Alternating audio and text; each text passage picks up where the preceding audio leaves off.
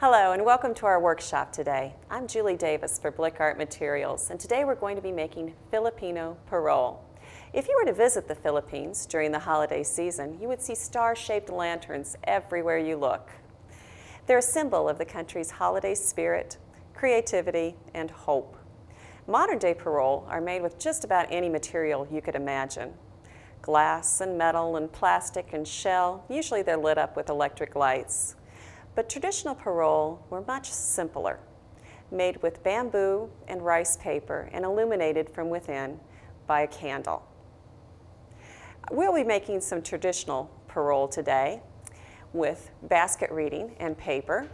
It's a great way to learn the holiday traditions of another culture, or just to have as a festive decoration for any occasion. Let's start out with the reed, shall we? This is 3/8 inch flat basket reading. It comes in a 265-foot coil, and you can get about 100 parol out of a coil that size. By itself, the reed is very brittle in its dry state, so you need to soak it in water so that it becomes more pliable. I have a bucket of water over here, and I will just put that in and soak it. It takes about 10 minutes for it to absorb.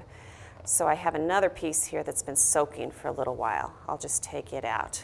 I've got about a 2-foot length. This one's a little bit longer. We're just going to work off some of the water before we work with it. Then you want to fold it in a zigzag fashion, back and forth 10 times. There's 1, 2, 3, 4, 5, 6,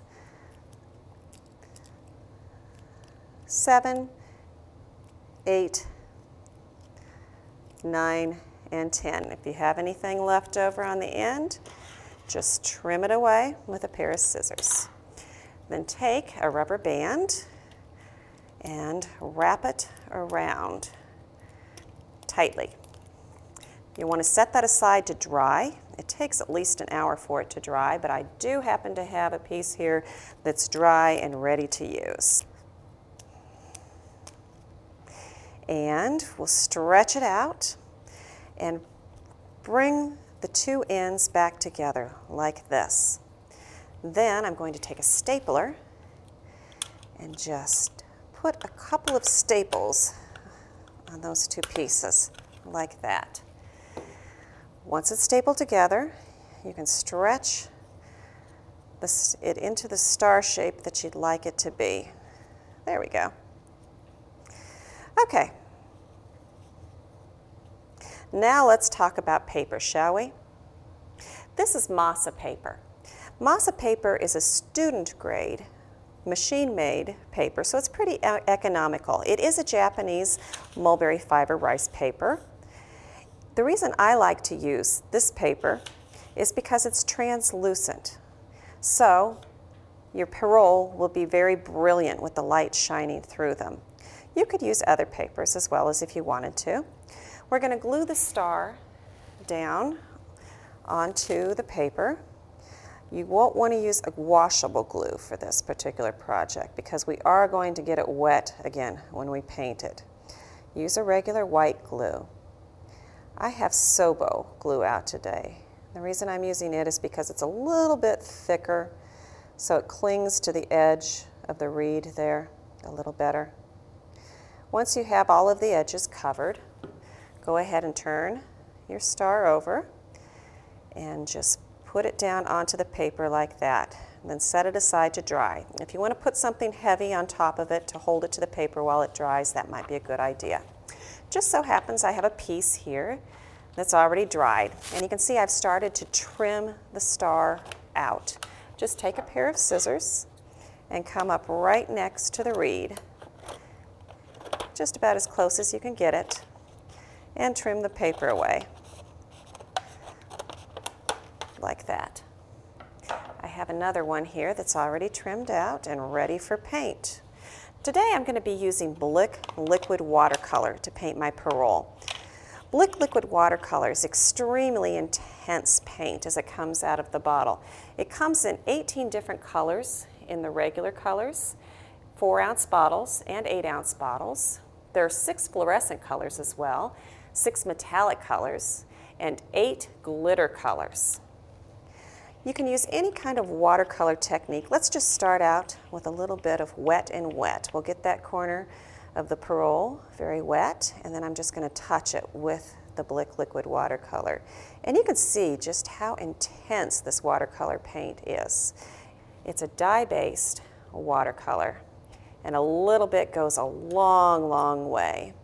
Let me just touch another area here with maybe some of the red.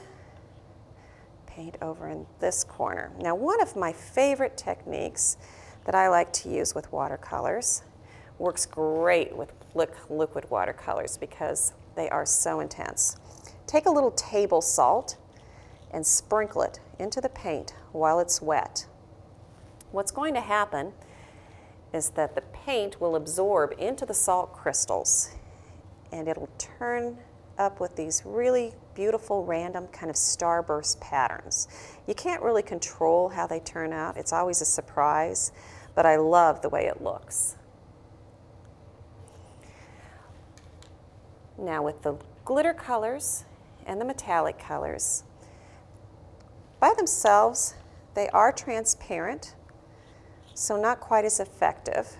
What I like to do is to paint them on top of my regular colors, because then they're very, very intense and very shiny. And usually, after I get my Parol painted, I like to come back in with the glitter colors over the top. The glitter colors are a little thicker. They have almost a gel-like consistency with them, so they make a good top coat to the Parol. Okay, I would continue painting this until the whole thing, of course, is covered. Then I would paint the reed on the sides here, turn it over, and paint the back side as well, because this will be viewed from all angles when you hang it up. But I do have a finished Parol right up here, and let's talk embellishment now, shall we? Some of the examples I've brought with me here today have different embellishments. This star up here in the front has some crepe paper streamers coming off of it. This one over here in the corner, of course, has feathers applied to it. I like this treatment too, where you take another piece of the natural reed and wrap it around the edge of the star in a circle form like that. The examples that I have here behind me incorporate beads and sequins. Just use your imagination. The Parol from the Philippines are very flashy. Okay. Just real quickly, I'm going to show you how to make one of these streamers that comes off the edge of the stars. I've got a stack of tissue paper, about 3 inches square. About 3 or 4 sheets will do. I'm going to cut a circle shape into the tissue paper, like that. Then we're just going to keep going with the circle, cutting a spiral pattern down into it. Doesn't have to be perfect in any way, shape, or form. I'm just kind of keeping my thumb and finger in the middle so that I can keep the pieces together. And there you can see just how easy it is to make an exciting streamer. I'll take my stapler again real fast, staple those pieces together, and then a drop of glue in one of the points of the star will attach that streamer. You'll want to get it to hang by choosing which is to be your top and adding a wire or a string to the top so it can hang. Then you'll want to hang your Parol in an area where they'll catch the light, underneath a light fixture or in the windows. Just keep your Parol away from an open flame or the heat of a light bulb, because they are flammable. All right, are you ready to start making your own Parol? I'm Julie Davis, and I wish you Maligayang Pasko. That's Filipino for Merry Christmas. If you'd like to take a closer look at this project, go to the PDF on our webpage. You'll find a complete materials listing for a class of 25 students. There's some more photos to look at and some more options for doing Parol projects. There's also a listing for the national standards for visual arts education as they relate to this project. I hope you've enjoyed this, And I hope you enjoy making your own parol. Thanks for coming to our workshop.